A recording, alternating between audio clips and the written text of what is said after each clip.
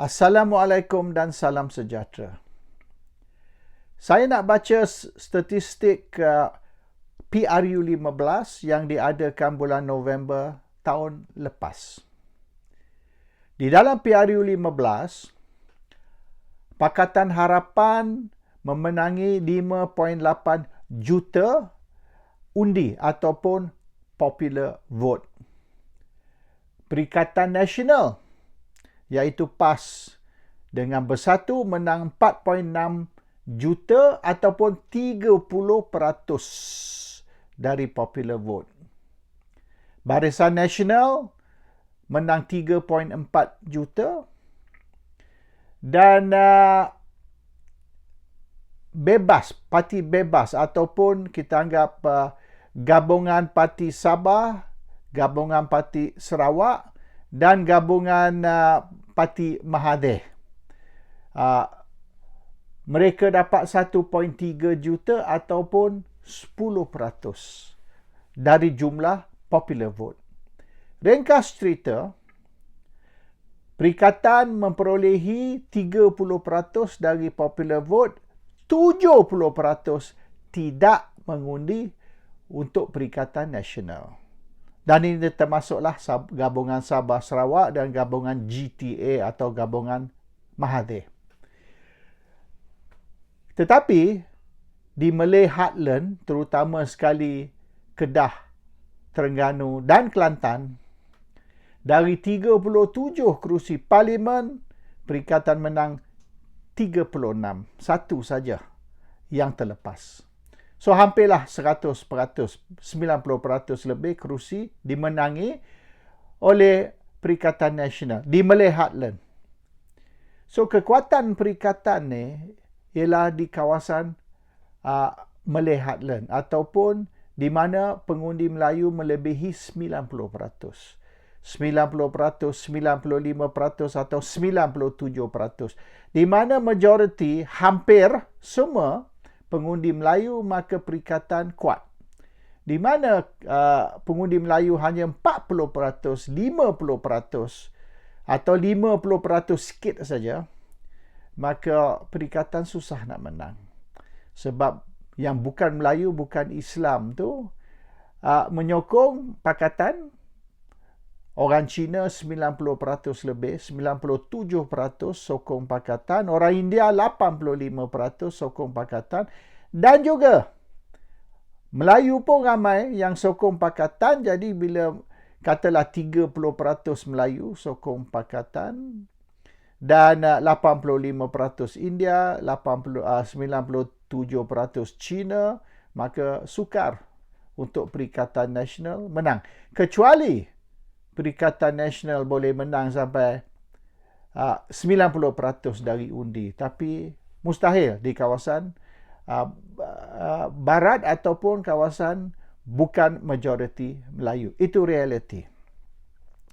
Tapi pilihan raya negeri yang akan diadakan tidak lama lagi, 3 negeri ialah Malay Heartland atau kawasan majoriti Melayu dan 3 kerusi ialah kawasan campuran di mana orang Melayu kalau ada pun habis tinggi 50%.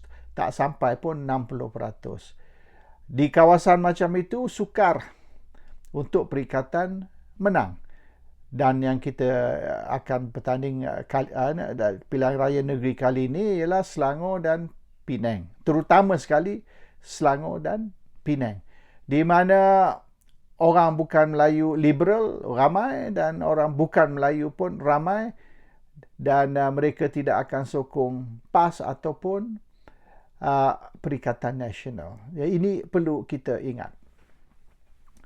Jadi media antarabangsa dan juga media tempatan termasuk juga media sosial mainkan isu gelombang hijau. Mereka kata gelombang hijau ni akan menyebabkan Perikatan bukan saja boleh sapu 3 negeri Malay Heartland iaitu Terengganu, Kelantan, Kedah, kemungkinan juga Selangor dan Penang. Tidak mustahil mereka kata Selangor dan Penang Perikatan boleh menang. So ini memberi perikatan PAS dan Parti Pribumi comfort zone. Jadi dengan mereka mainkan isu ni, mereka melalaikan pengundi atau penyokong dan juga kadang-kadang pemimpin dari Bersatu dan PAS. Mereka nak suruh orang PAS dan orang Bersatu, pemimpin ke, penyokong ke, pengundi, rasa yang peluang mereka menang di kesemua 6 negeri cerah. Jadi tak payahlah mereka berusaha sangat, tak payah kerja kuat. In fact, mungkin pengundi pun tak payah keluar mengundi. Jamin dah perikatan akan menang. Bukan saja 3 negeri, Malay Heartland, tapi semua 6 negeri yang dipertanding. So, tak payahlah maknanya khawatir, tak payah kerja kuat sangat, relax. Sebab gelombang hijau sudah sampai dan gelombang hijau akan menentukan yang semua negeri akan disapu oleh Perikatan Nasional. Ini tidak, it's not true. Ini tidak betul. Jadi sekira penyokong ataupun pemimpin atau pengundi Perikatan Nasional ni terpedaya dan lalai, maka mereka akan kalah. Dan pilihan raya baru ni, pilihan raya umum PRU 15 baru ni, Perikatan menang hampir 100% kerusi parlimen. Satu saja tidak menang. Dan mereka rasa yang pilihan raya negeri yang akan datang Julai ke Ogos ni, sekali lagi Perikatan ataupun PAS dan Bersatu akan menang 100% dari kerusi DUN. No. Kali ni mungkin tidak akan 100%. Mungkin Perikatan akan menang majoriti untuk bentuk kerajaan negeri di 3 negeri Malay Heartland tersebut, tapi tidak semestinya 100% dan silap-silap 2/3 pun tidak akan dapat. So Perikatan has to be very careful. Trik atau propaganda untuk melalaikan Perikatan telah diguna semasa PRU 14 dan PRU 15. Mereka guna taktik ni untuk melalaikan UMNO dan Barisan Nasional. Jadi akhirnya rancangan awal UMNO Barisan Nasional diubah oleh kerana mereka yakin Barisan Nasional tidak perlu berpakat dengan sesiapa. Barisan Nasional bertanding solo dan masih boleh menang. No problem. So untuk PRU 14, UMNO yang telah bersetuju bekerja dengan PAS, mereka last minute, saat terakhir mereka back out dan membuat keputusan untuk bertanding solo. Tak payah kita ni berpakat ataupun buat gabungan dengan PAS, oleh kerana kita boleh menang tanpa apa-apa pakatan dengan PAS. Biar 3 penjuru sekalipun, no problem. 3 penjuru, 4 penjuru, Barisan dan UMNO masih akan menang. Dan mereka diberitahu, pucuk pimpinan UMNO diberitahu mereka akan menang 135 kerusi parlimen. Minimum. Kalau 135 mungkin tak cukup 2/3. 2/3 maknanya kena 148. Tapi majoriti cukup untuk bentuk kerajaan dan mereka bolehlah cari parti lain menyertai kerajaan ataupun beli ahli parlimen dari pembangkang untuk lompat. So they can increase lah, maknanya akhirnya boleh dapat 2/3 majoriti. Walaupun apabila bentuk kerajaan tak cukup, hanya 135. So UMNO confident kalau mereka bertanding solo tanpa berpakat dengan siapa-siapa, mereka boleh menang 135 kerusi parlimen. Ini propaganda yang telah melalaikan UMNO. Jadi UMNO percaya propaganda yang disebar bahawasanya UMNO tidak perlu khawatir, tidak perlu, maknanya don't get worried, you are going to win. 135 guarantee kerusi parlimen menang tanpa berpakat. Akhirnya 100 pun tak dapat. Tapi ada strategis-strategis dalam UMNO yang telah memberi amaran kepada Perdana Menteri dan kepada pucuk pimpinan UMNO. Kalau you bertanding 3 penjuru, 4 penjuru dan you tidak berpakat dengan PAS, kemungkinan besar Barisan tak akan menang 100 kursi pun. Terus saya kata 135. Tapi mereka percaya propaganda bahawasanya UMNO tidak perlu khawatir, bertanding solo garanti boleh menang 135. Jadi penipuan tu, propaganda, fake news tu, UMNO percaya. Dan akibatnya UMNO hilang kuasa kali pertama semenjak sebelum merdeka. Untuk PRU15 pun sama. Mereka percaya. Mereka tidak perlu, UMNO tidak perlu berpakat dengan Perikatan Nasional, PAS ataupun Bersatu. Kalau Barisan Nasional bertanding solo, sekali lagi, mereka boleh menang bukan saja kerusi cukup untuk bentuk kerajaan, tapi kemungkinan 2/3. Mereka boleh menang 148 ataupun 2/3 dari kerusi parlimen. Confident. Dan mereka umum bahawasanya kita tak perlu berpakat dengan Peribumi, tak perlu berpakat dengan PAS, Barisan Nasional boleh bertanding solo dan kita akan menang 148 kerusi ataupun 2/3 dan kita boleh bentuk kerajaan, dan selepas kita bentuk kerajaan, seminggu selepas tu kita akan bebaskan Najib melalui pengampunan dari Agong. Najib boleh balik rumah dan Najib boleh beraya dekat rumah. Tapi akhirnya semua tak jadi. Semua ramalan tu gagal. Dan 2 kali, PRU 14, PRU 15, 2 PRU UMNO percaya propaganda karut dan UMNO overconfident. Dia orang rasa dia boleh menang bukan saja cukup kerusi untuk bentuk kerajaan, tapi 2/3. So Perikatan Nasional jangan termasuk perangkap. UMNO dah 2 kali kena perangkap. Kebodohan UMNO, kebodohan dan overconfident pemimpin UMNO menyebabkan UMNO hilang kuasa, dan hari ini pun UMNO masih tidak berkuasa. Cuma UMNO menumpang saja, menunggang Pakatan Harapan as a passenger untuk nak terus berkuasa. Tapi soalan dia, adakah UMNO mengguna pakatan ataupun pakatan yang mengguna UMNO? Who is the prostitute here? Is the prostitute UMNO ataupun is the prostitute pakatan? Kita akan lihat tak lama lagi isu kebebasan Najib. Ada tidak Najib diberi pengampunan? Pengampunan dari Agong, jadi Najib boleh serta-merta balik rumah, ataupun pengampunan untuk Najib tidak dipertimbangkan. So kalau Najib diberi pengampunan, maknanya confirm lah pakatan menjadi kuda kepada UMNO.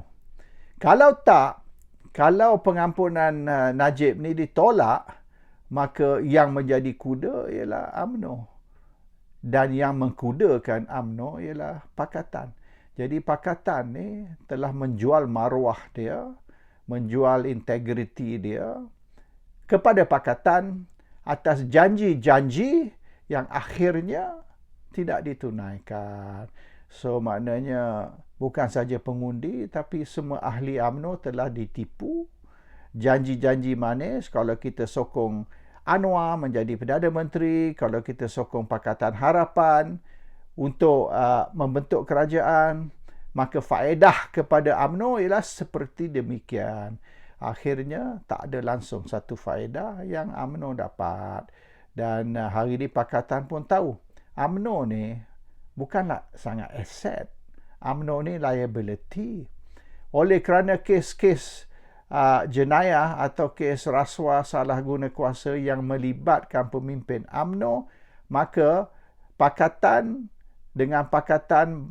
berpakat atau bergabung dengan UMNO Barisan Nasional, ramai orang hari ini boleh dikatakan penyokong-penyokong pakatan sudah tidak lagi sokong pakatan, sudah marah sangat dengan pakatan. Penyokong pakatan ni sudah rasa yang mereka telah dijual oleh Anwar dan PKR, DAP juga, dan telah berkompromi dengan UMNO semata-mata untuk bentuk kerajaan. Padahal pengundi tidak undi untuk barisan, pengundi undi untuk pakatan kerana dia orang marah dengan barisan. Hari ini barisan pula duduk di bawah kerajaan. Itu memang satu langkah yang silap. Tapi UMNO rasa menjual maruah mereka, menjual dignity mereka, menjual credibility mereka ialah small price to pay. Satu isu yang remeh banding dengan apa yang mereka akan dapat. Dan apa yang mereka dapat yang nak ni senang je. Nombor satu, Najib dibebaskan melalui pengampunan. Nombor dua, charge ataupun kes terhadap Ahmad Zahid Hamidi dan yang lain-lain akan digugurkan atas alasan ada bukti baru, atas alasan kes terhadap mereka lemah, dan seterusnya. So that is apa yang berlaku. Tetapi penyokong pakatan, sebab ramai penyokong pakatan ni orang cerdik, orang terpelajar, bukan orang kampung macam UMNO ni. Kita boleh tipu apa saja kepada penyokong mereka, mereka akan percaya. Tapi pakatan lain, pakatan ni orang boleh dikatakan orang intelektual, ahli fikir. Mereka tak senang, not easy to cheat them tau. Bukan mudah kita nak tipu mereka. Mereka ada otak, mereka boleh berfikir. Jadi jangan kita banding penyokong pakatan dengan penyokong barisan. Penyokong barisan ni lembu, mana kita tarik dia ikut. Tapi penyokong pakatan ni bukan lembu. Mereka tak ikut apa yang kita suruh, kecuali mereka rasa benda tu betul.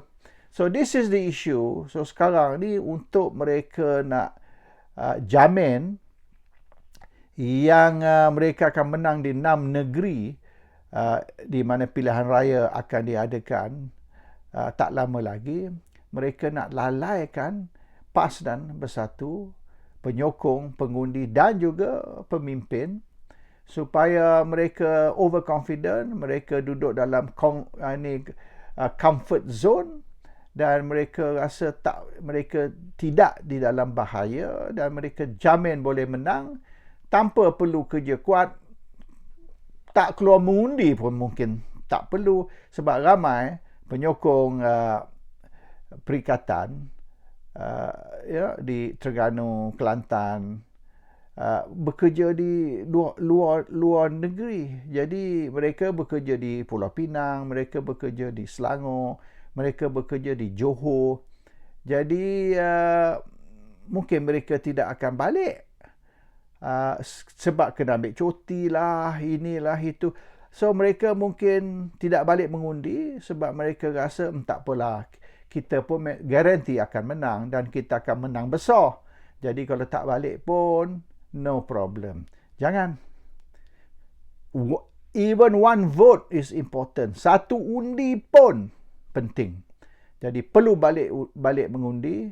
Jangan terpedaya atau tertipu dengan propaganda perikatan garanti akan menang 100%.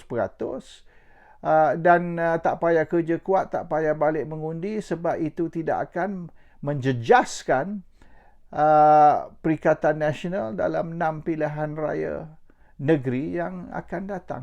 So kita kena, pemimpin-pemimpin perikatan perlu tekan pengundi atau penyokong mereka untuk balik. Cara mana sekalipun. Kalau perlu sewa bas, dan menentukan yang mereka ada transport, mereka ada kenderaan untuk balik mengundi. Sebab sekiranya mereka last minute nak dapatkan tiket bas dan mungkin tak ada, dan nak terbang tu mungkin flight pun penuh, jadi mereka tak kuasalah nak balik, susah sangat nak balik, takkan nak jalan kaki, dan bukan semua mempunyai kereta. So make sure ada facilities, ada kemudahan untuk pengundi yang di luar Terengganu, Kelantan, even Kedah, yang mereka boleh balik mengundi. Kena ada seorang organize. Logistics ni kena ada organize. Dan kalau dia orang balik tu mungkin ramai ada rumah, tak apalah. Tapi ada juga orang yang tidak ada rumah. Mungkin orang tua tu dah meninggal. So rumah pun dah tak ada. So dia orang balik tu satu hal lah. 2 hari ke 3 hari duduk di Terengganu, Kelantan tu nak tidur mana? Itu semua kena fikir tu, kena organize. Balai raya ke, kalau kena tidur masjid pun, orang PAS tak apa. Dia orang tidur masjid pun tak apa, sebab masa kita orang duk organize demonstrasi reformasi dulu tahun 98, 99, tahun 2000, mereka turun beramai-ramai tidur kat masjid. That one is no problem lah untuk tu. Tapi orang yang mungkin tidak begitu hardcore, susah payah nak balik tu satu hal. Bila dah balik tu nak tidur mana, nak makan macam mana, so mereka tidak akan balik. So kena cari satu jalan, kena organize logistics, dan kena ada seorang in charge of logistics tiap-tiap tempat tu, bukan saja di Kota Baru atau Kuala Terengganu. Dan memudahkan penyokong dan pengundi balik untuk mengundi. Assalamualaikum, salam sejahtera.